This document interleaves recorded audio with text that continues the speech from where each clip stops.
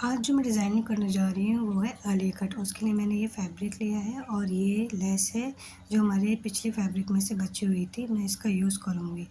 तो ये जो फैब्रिक लिया है मैंने सिर्फ 150 रुपीज़ का लिया है।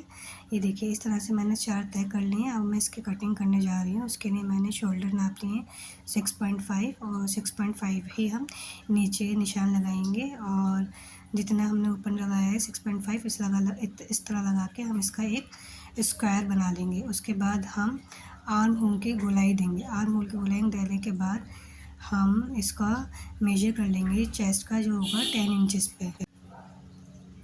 अब ये फुल लेंथ जो चोली की रहेगी वो 50 इंचेस रहेगी, उस पर हम निशान लगा लेंगे। दोनों साइड में 50 इंचेस का निशान लगा लेंगे। उसके बाद हम एक बार और सही से नाप के इसे इस तरह से स्केल से लाइन ड्रॉ कर लेंगे ताकि जब हम कटिंग करें तो बिल्कुल एकदम 15 इंचेस पे एकदम सीधी कटिंग हो। और हम कमर पे भी निशान लगा लेंगे जो है 9 इंचेस। और फिर इसको निशान लगाने के बाद हम जॉइन कर लेंगे ऊपर आर्म होल तक। उसके बाद हम इसकी कटिंग कर लेंगे। चौक का निशान इसलिए साफ़ नहीं दिख रहा क्योंकि चौक जो थी वो हमारी थोड़ी लाइट ही थी, इसलिए ये फैब्रिक भी लाइट है तो निशान दिख नहीं रहा है। इसके बाद हम इस तरह से बस इसका शेप देख के इसको कट कर लेंगे। अभी चोली कट हो चुकी है। उसके बाद हम इसका फ्रंट पार्ट अलग कर लेंगे और बैक पार्ट अलग कर लेंगे। फ्रंट पार्ट को हम इस तरह से फोल्ड कर लेंगे और हम इसका फिर मेजरमेंट लेंगे। आलिया कट में आगे के जो फ्रंट साइड पर डिज़ाइन होता है वो डालेंगे। इस तरह से हमने नीचे से 4 इंचेस पे मेजर कर लिया है और फिर इस तरह से हम स्केल की हेल्प से ऐसे आड़ा करके निशान लगा लेंगे स्केल से। ये देखिए इस तरह से। अब मैं इसकी कटिंग कर लूँगी।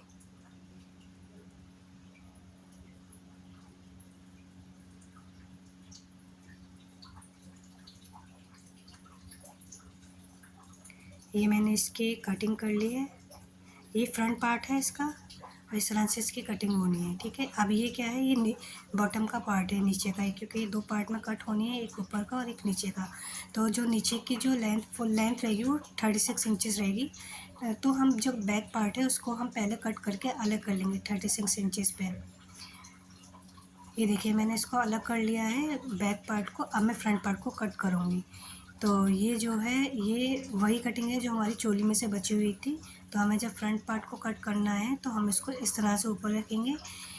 36 इंचेस तो जो बैक साइड है उतनी रहेगी और उसके एक्स्ट्रा जो ये कटिंग निकली है, ये जो कटिंग निकली है इतनी एक्स्ट्रा हम इसको कट करेंगे।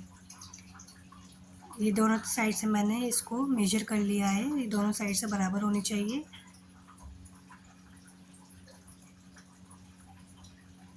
ये देखिए इस तरह से हम इसको आप स्केल से लाइन लाइन को ड्रॉ कर लेंगे। जिस तरह से हमने चोली में की थी उसी तरह से हम इसमें भी इस तरह से टेढ़ा करते हुए लाएंगे। कॉर्नर से हम स्टार्ट करेंगे और नीचे तक इस तरह से हम इसकी कटिंग कर लेंगे।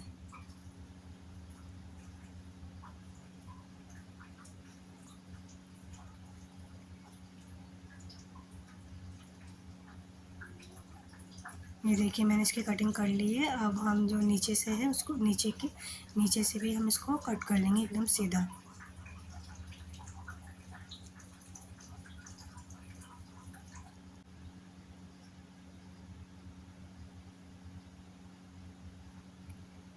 अब हम इसकी नेक बनाएंगे। उसके लिए मैंने ये 2 पट्टी तैयार की हैं। इस तरह से मैंने पेस्टिंग लगा के और 2 तरफ से ऐसे फोल्ड करके और बीच में मैं इसके इस तरह से लेस लगा लूँगी। देखिए मेरी पट्टी तैयार हो चुकी है। 2 पट्टी मेरी तैयार हो गई है। ये मैं मरियम परवेज़ के इंस्पायर्ड नेक है उसको बना रही हूँ। इस तरह से अब मैं इसको कट कर लूँगी, जिसकी मैंने विड्थ लेनी है 3 इंचेस और लेंथ लेनी है मुझे 6.5 इंचेस। और उसके बाद मैं इस तरह से इसका शेप दे दूँगी। पहले मैं स्क्वायर बनाऊँगी। स्क्वायर बनाने के बाद मैं इसके नेक का शेप दूँगी। ये देखिए इस तरह से मैंने शेप दे दिया है। शेप देने के बाद मैं नेक को कट कर लूँगी। ये देखिए ये है वो नेक जो मुझे बनानी है और इस तरह से मैंने ये इसको कट कर लिया है। ये देखिए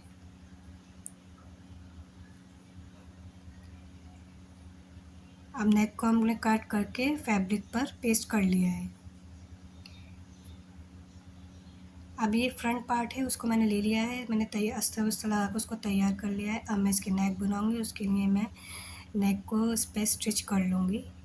उसी तरीके से मैं स्टिच करेंगे जो हमने पहले वीडियो में भी बताया है अपने कि हमें किस तरह से नेक को स्टिच करनी चाहिए। ये देखिए इस तरह से बस अब इसको स्टिच करते हुए जाएंगे।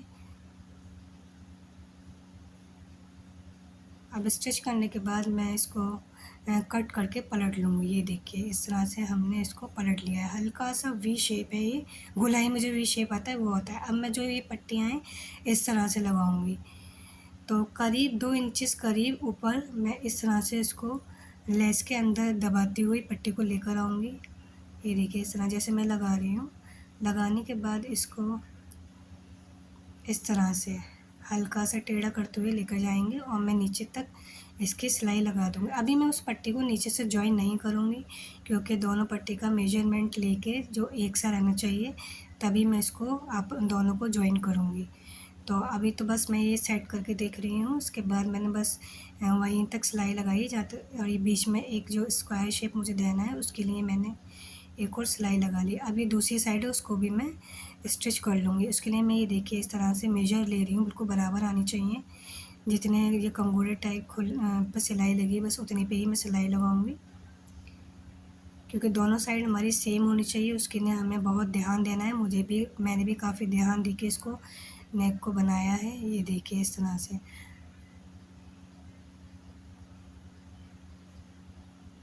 अब मुझे क्या करना है, दोनों को एक सा मुझे लेना है। उसके लिए मैं इसको दोनों को सेट करूँगी। हल्का हल्का सा स्क्वायर देने के बाद मैं इसको सेट करने के बाद अब ऐसे मैं पिन की हेल्प से इसको सेट कर लूँगी ताकि जब मैं सिलाई लगाऊँ तो बिल्कुल एक सी लगे। अब मैं दूसरी साइड सेम इसी तरह से तैयार करूँगी। तो ये जो मैंने पहले सिलाई लगाई थी पहली पट्टी में, मैं इसमें भी सिलाई लगाऊँगी। उसके बाद ये देखिए मैं इसको भी सेम इसी तरह से रखूँगी जिस तरह से मैंने उस वाली पट्टी दूसरी पट्टी को रखा है। उसको रखने के बाद मैं इस पर भी पिन लगा लूँगी।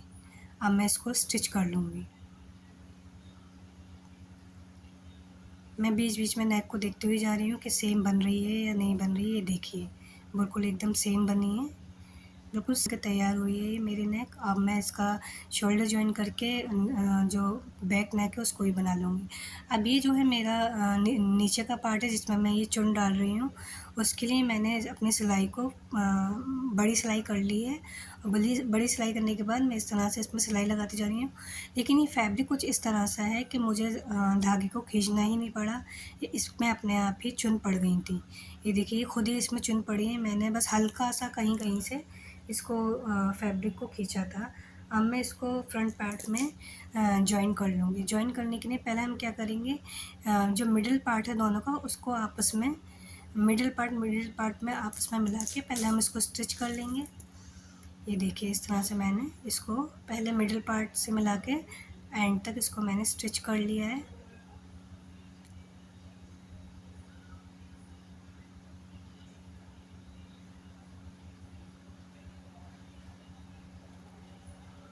अब मैंने ये दोनों साइड से इस तरह से स्टिच करने के बाद ये मैंने इस पर लेस भी ऐड कर दी है। ठीक है, आइए देखिए बैक पार्ट है। अब बैक पार्ट में भी हम इसी तरह से चुन डालेंगे और बैक पार्ट में भी हम इसको जॉइन कर लेंगे। अब ये मैंने पूरी तरीके से तैयार कर लिया। अब मैं इसकी फिटिंग लगा के फिटिंग लगा लूँगी और नीचे से भी मैं इसके किनारे को फोल्ड कर लूँगी और उसके बाद मैं आपको और स्लीव्स भी जॉइन कर लूँगी। उसके बाद मैं इसका फाइनल लुक दिखाती हूँ। ये देखिए इसका ये फाइनल लुक है, ये कुछ इस तरह से बनके तैयार हुई है। तो इसकी जो टोटल लेंथ है वो करीब 50 इंचेस करीब है और जो इसकी स्लीव्स की लेंथ है वो 24 करीब इसकी लेंथ है। जो हल्की हल्की सी चुन आई है, बहुत ही प्यारी लग रही थी। ये देखिए इसकी नेक एकदम तैयार हुई है और मैंने इसके ऊपर ये वाले स्टोन लगा लिए थे लेस के ऊपर। गले की लेस पे भी जो जॉइन आया है उस पे भी मैंने स्टोन लगा लिए हैं और मैंने स्लीव्स पे भी इसके स्टोन लगा लिए हैं। तो ये फ़्रॉक सिर्फ मुझे 150 रुपीज़ में पड़ी। ये मेरा जो फैब्रिक आया था 150 रुपीज़ का आया था मार्केट से। उसके बाद ट्राउज़र मेरे पास रखा हुआ था, दुपट्टा मेरे पास रखा हुआ था, मैंने वही पेयर कर लिया था इनके साथ। और ये पहनने के बाद बहुत ही ज़्यादा अच्छी लग रही थी। और जो इसकी लेंथ है और जो इसका नेक है वो मैंने मरीम परवेज़ का इंस्टाग्राम पे एक पिक्चर देखी थी, मुझे काफ़ी अच्छी लगी थी। तो मैंने सोचा था मैं इसको ज़रूर रिक्रिएट करूँगी। तो इसमें मैंने पाकिस्तान और इंडियन दोनों का तड़का डाला है। इंडियन आलिया भट्ट और पाकिस्तान में मरीम परवेज़ का मैंने इसका नेक डाला है। तो ये मेरी आलिया कट कुछ इस तरह से तैयार हुई है।